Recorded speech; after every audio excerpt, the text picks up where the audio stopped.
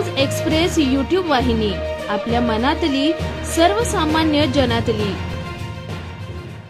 ग्रामीण भागातील रखडलेल्या रेल्वे प्रकल्पांना राज्य सरकारने निधी द्यावा, याकरिता अर्थमंत्री अजित पवार यांना कल्याण कसारा कर्जत रेल्वे प्रवासी संघटनेचे साकडे। मुंबई उपनगरीय मध्य रेल्वेवर कल्याण पलाड कसारा आणि कर्जत या आदिवासी दुर्गम बहुल भागातील रेल्वे सेवेची दुर्दशा सुरूच आहे। या दोन्ही मार्गांवर नोकरी, शिक्षण, वैद्यकीय सेवा व इतर अत्यावश्यक कामांकरिता ठाणे मुंबई भागात प्रवास करणाऱ्यांची संख्या 10 ते 15 लाखांच्या घरात आहे आणि दिवसागणिक या भागात नवनवीन गृह प्रकल्पांचे पेव फुटलेत। त्यामुळे लोकसंख्या दरवाढीचा आकडा प्रचंड आहे व या सर्वांकरिता सुलभ व खिशाला परवडणारे दळणवळणाचे एकमेव साधन लोकल रेल्वे सेवाच आहे। मात्र कसारा कर्जत या दोन्ही मार्गांवर दुहेरी रेल्वे मार्गिका असल्यामुळे लोकल फेऱ्या वाढत नाहीयेत। त्यामुळे गर्दीत प्रवास करताना या भागातील प्रवासी अक्षरशः जिवंतपणी मरण यातना भोगतायत। रेल्वे प्रशासनाने या दोन्ही मार्गांवर तिसरी चौथी मार्गिकेचं काम सुरू केलंय। मात्र गेली 10-12 वर्षांपासून हे काम आणि इतर रेल्वे पायाभूत सुविधा असे निधी अभावी ते सर्व प्रकल्प रखडलेत। याचे मुख्य कारण म्हणजे राज्य सरकार या प्रकल्पांविषयी गंभीर नाही व यात कोणतेही आर्थिक सहकार्य नाही व जागा हस्तांतरणामध्ये रेल्वे प्रशासनाला प्रतिसाद देत नाही। आम्ही आपल्या निदर्शनास या भागातील दळणवळणाच्या ज्वलंत समस्या आपण महाविकास आघाडी सरकारमध्ये अर्थमंत्री होतात तेव्हापासून आपल्या कार्यालयाशी संपर्क साधत आहोत।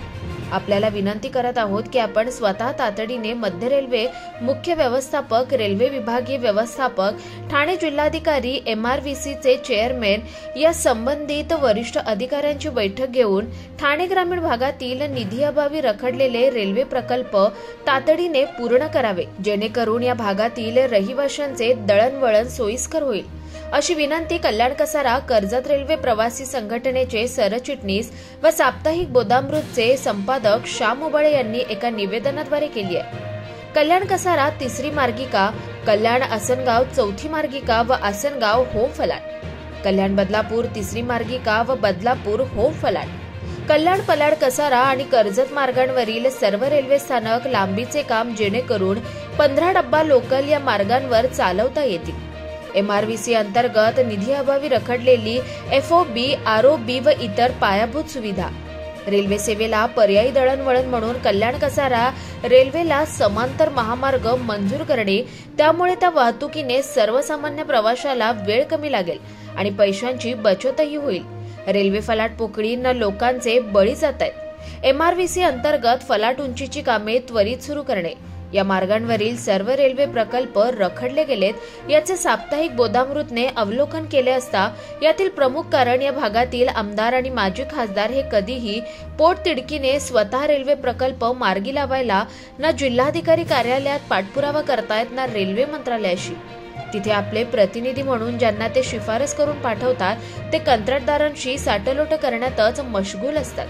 GM व DRM आपल्या कोट्यातून अशासकीय सभासद नेमतात, तेही त्यांची भाटगिरी करणारे पत्रकार व प्रवासी संघटनेवाले व सामाजिक संस्थेशी निगडीत तसेच नियुक्त करतात। विविध रेल्वे सल्लागार समिती नियुक्ती आणि कारभार यात पारदर्शकपणा नसल्यामुळे प्रचंड भ्रष्टाचार व प्रकल्प यातून रेंगाळतायत। त्याची किंमत दुप्पट तिपटीने वाढतीये।